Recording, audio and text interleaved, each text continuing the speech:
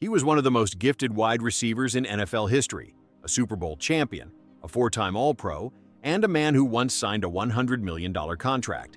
But Antonio Brown's name now trends for all the wrong reasons: lawsuits, arrests, and an endless stream of erratic behavior.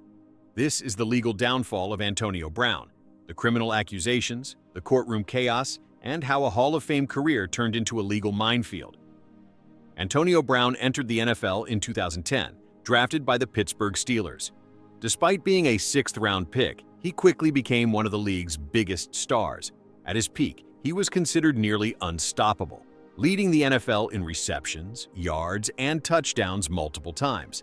His production earned him massive contracts, including a four-year, $68 million deal with the Steelers in 2017. Endorsement deals followed, with Nike, Pepsi, and others. He had everything: fame, fortune, and a future in the Hall of Fame. But it all began to unravel in 2018. Brown's issues started behind the scenes: missed practices, conflicts with coaches, and social media tirades. In early 2019, he forced a trade to the Oakland Raiders, then never played a single down for them.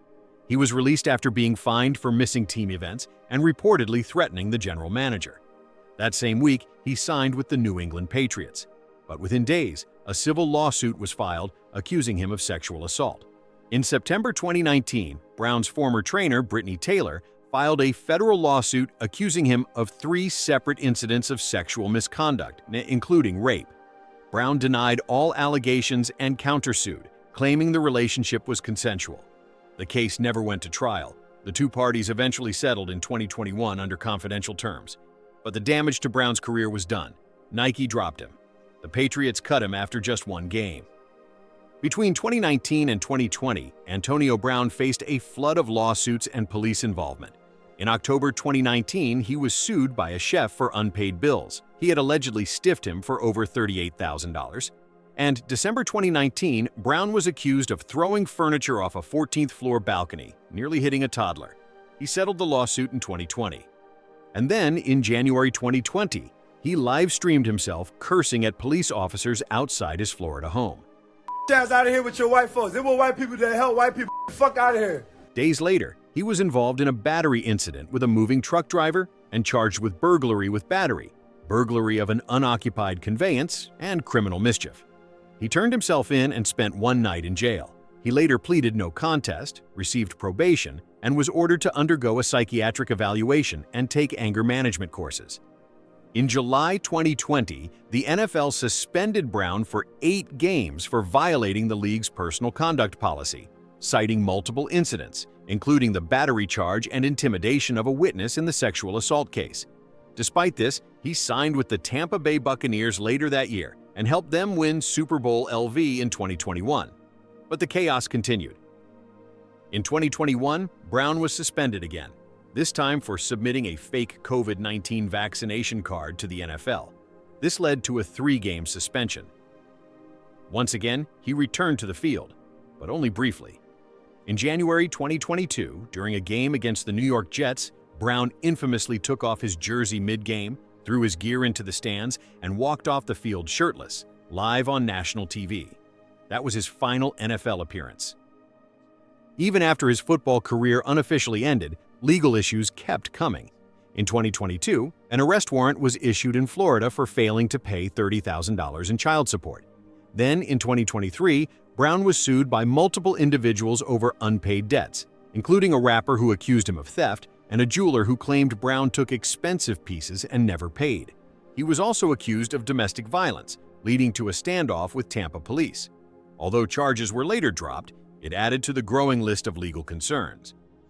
Once estimated at over $80 million, Brown's current financial status is unclear.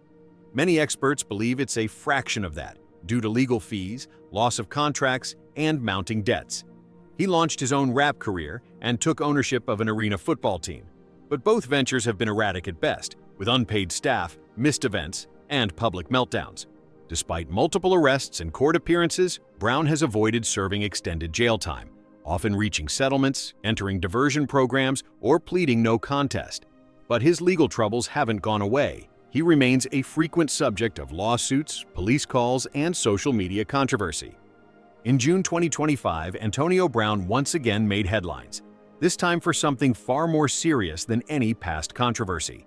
According to reports, Brown became a suspect in an alleged attempted murder investigation following a violent incident during a boxing event in Florida.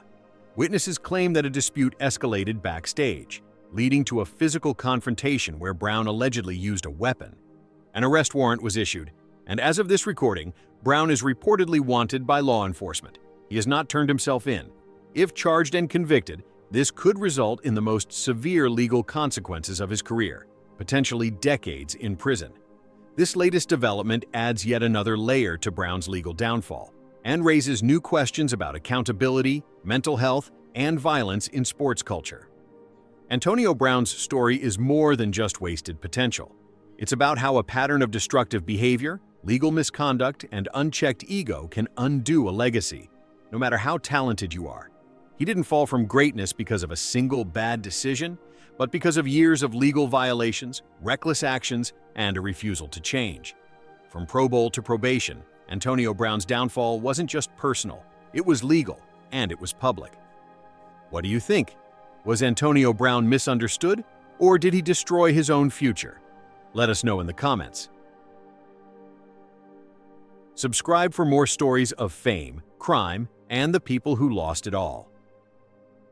If you'd like to support the channel and get something valuable in return, be sure to check out the affiliate links in the description.